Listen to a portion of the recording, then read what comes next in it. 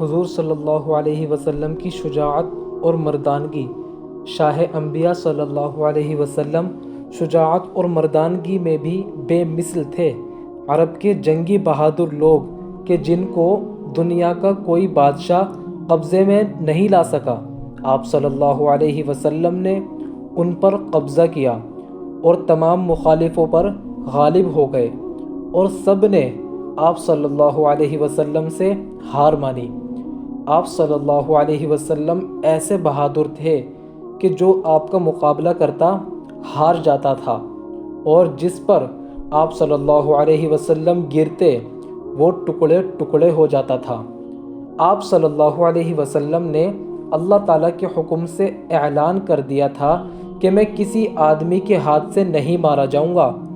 آپ صلی اللہ علیہ وسلم ایسے بہادر تھے کہ جب لڑائی کا زور ہوتا تو صحابہ آپ صلی اللہ علیہ وسلم کی پناہ لے لیتے تھے، اور لڑائی کی جو جگہ خطرناک ہوتی وہاں آپ صلی اللہ علیہ وسلم رہتے اور دشمن کے قریب ہو جاتے تھے۔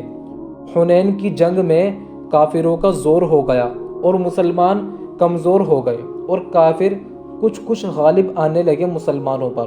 اس وقت آپ صلی اللہ علیہ وسلم نے بڑی مردانگی سے اپنا گھوڑا آگے کیا اور بلند آواز سے فرمایا، اے اللہ کے دشمنوں، بے ایمانوں، خبردار ہو جاؤ، میں اللہ کا سچا رسول ہوں۔ اگر ایمان لاؤ گے تو بچ جاؤ گے، ورنہ یقین جانو پس جاؤ گے، اور مجھے فتح ہوگی اور تم ہار جاؤ گے۔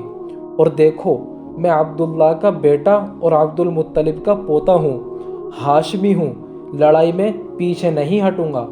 یہ فرما کر ایک زبردست حملہ کیا کہ وہ لوگ آپ صلی اللہ علیہ وسلم کی مردانگی سے کانپ گئے اور ان کے پاؤں اکھڑ گئے، اور لڑائی کا سب ساز و سامان چھوڑ کر وہاں سے بھاگ گئے، اور کافروں نے ہار مانی۔ ایک دفعہ آپ صلی اللہ علیہ وسلم لڑائی کے موقع پر آرام لینے کے لیے ایک درخت کے نیچے اکیلے ہی لیٹ گئے کہ ایک بڑا بھاری پہلوان آیا اور تلوار کھینچ کر اس نے آپ صلی اللہ علیہ وسلم سے کہا کہ بتا، اب تجھ کو میرے ہاتھ سے کون بچائے گا؟ آپ صلی اللہ علیہ وسلم نے ایسی جلال بھری آواز سے فرمایا، اللہ بچائے گا۔ آپ کی آواز سے وہ کانپ گیا اور چکرا کر زمین پر گر پڑا، اور تلوار اس کے ہاتھ سے چھوٹ گئی۔ آپ صلی اللہ علیہ وسلم نے وہی تلوار اٹھا کر فرمایا کہ اب تو بتا کہ میرے ہاتھ سے تجھے کون بچائے گا؟ کہا، کوئی نہیں بچا سکتا۔ آپ صلی اللہ علیہ وسلم نے اس کو چھوڑ دیا اور اس سے فرمایا کہ اللہ نے مجھ کو رحمت بنا کر بھیجا ہے، قتل کرنے کے لیے نہیں بھیجا ہے۔ آپ صلی اللہ علیہ وسلم کی یہ شان رحمت دیکھ کر وہ کہنے لگا کہ بے شک آپ اللہ کے سچے رسول ہیں، اور کلمہ شریف لا الہ الا اللہ محمد الرسول اللہ اسی وقت پڑھ کر سچے دل سے مسلمان ہو گیا۔ آپ صلی اللہ علیہ وسلم امی تھے، یعنی پڑھنا لکھنا نہیں جانتے تھے۔ نہ دنیا میں کوئی آدمی آپ کا استاذ ہوا، مگر امی ہونے کے باوجود آپ کا یہ معجزہ کمال ہی درجے کا ہے کہ پڑھے نہ لکھے، مگر وحی کے ذریعے سے بڑے بڑے لکھے اور پڑھوں کو دین اور دنیا کے سب احکام سکھا دیے اور بتلا دیے۔ آدمی کے لیے لکھنا پڑھنا نہ سیکھنا عیب کی بات ہے، مگر حضور صلی اللہ علیہ وسلم کے لیے فخر اور عزت کی بات ہے کہ بے شک آپ صلی اللہ علیہ وسلم سر سے پاؤں تک معجزے ہی معجزے تھے۔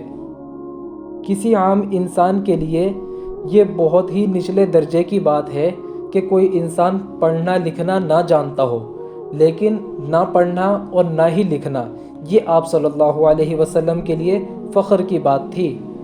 اور آپ صلی اللہ علیہ وسلم کا اس دنیا میں کوئی بھی استاذ اور کوئی بھی پڑھانے والا نہیں تھا، لیکن آپ صلی اللہ علیہ وسلم نے بڑے بڑے پڑھنے لکھنے والوں کو وحی کے ذریعے سے ان کو ہی پڑھا دیا۔ یہ آپ صلی اللہ علیہ وسلم کا معجزہ ہے۔ سرکار دو عالم صلی اللہ علیہ وسلم کی سادہ زندگی بھی بے مثل تھے۔ آپ کی بادشاہت دنیا کے بادشاہوں جیسی نہیں تھی۔ دنیا کے بادشاہوں کے کام دنیا میں مزے اڑانے کے لیے اور حکومت کی بڑائی، مال اور دولت کی کمائی حاصل کرنے کے لیے، اور بڑی بڑی آرام گاہیں، محلات اور کوٹھیاں وغیرہ، اور بڑا ساز و سامان اور عیش و آرام کے لیے اور دل کی خواہش کو پورا کرنے کے لیے ہوتی ہیں۔ اور آپ سب کام اللہ تعالیٰ کے حکم سے، اس کی رضا کے لیے، اللہ تعالیٰ کی رضا کے لیے اور ساری دنیا کے لوگوں کی ہدایت کے لیے ہیں۔ تخت حکومت تو بڑی چیز ہے، مگر آپ نے سلطان دو جہاں ہو کر کبھی روئی تک کے بچھونے پر آرام نہیں فرمایا۔ عیش و آرام کی زندگی کیسی؟ آپ صلی اللہ علیہ وسلم نے تو ایک روز بھی کبھی پیٹ بھر کر جو کی روٹی بھی نہیں کھائی۔ کپڑے صرف ایک کرتا، ایک تہبند یا ایک سوتی چادر یا ایک کمبل، اور ان میں بھی پیوند لگے ہوئے تھے۔ میراث کے تعلق سے فرمایا کہ ہم انبیاء علیہ السلام نہ کسی کے مال کے وارث ہیں اور نہ کوئی ہمارے مال کا وارث ہے۔ جو کچھ ہم چھوڑیں وہ غریب مسلمانوں کا حق ہے۔ اپنے گھر والوں کے لیے نہ تو مال چھوڑا، نہ کوئی محل بنوایا، اور نہ کوئی زمین اور جائیداد چھوڑی۔ ہاں، میراث میں اللہ کے احکام چھوڑے کہ لوگ سیکھیں اور ان پر عمل کریں۔ جوانی کی عمر شریف میں 40 برس کی بیوہ کو کافی سمجھا، جو 15 برس آپ صلی اللہ علیہ وسلم سے عمر میں بڑی تھیں۔ ان کے بعد 50 برس کی عمر گزرنے پر اللہ تعالیٰ کے حکم سے چند نکاح اور کیے کہ بیویوں کے ذریعے سے دین کے احکام اور اللہ کی عبادت کے طریقے، پاکی ناپاکی کے مسائل، میاں بیوی اور اولاد وغیرہ کے حقوق کے قاعدے تمام دنیا کی مسلمان عورتوں کو معلوم ہو جائیں۔ مسلمانوں، سچی بات یہ ہے کہ امت کے لیے ایسا غمخوار، اولاد کے لیے ایسا مہربان، بیویوں کے لیے ایسا سرتاج، صاحب معراج، اصحاب کرام کو ایسا شفیق استاد، دشمنوں کو ایسا منصف اور نذیر، ملک کو ایسا منتظم، مجرموں کو ایسا رحیم نہ کوئی ملا ہے اور نہ ہی کوئی ملے گا۔ اللہ تعالیٰ کے بعد ہر قسم کی بڑائیاں اور خوبیاں آپ صلی اللہ علیہ وسلم ہی کے لیے ہیں، اور اللہ تعالیٰ کے بعد آپ صلی اللہ علیہ وسلم کا مرتبہ تمام جہان سے بڑھ کر ہے۔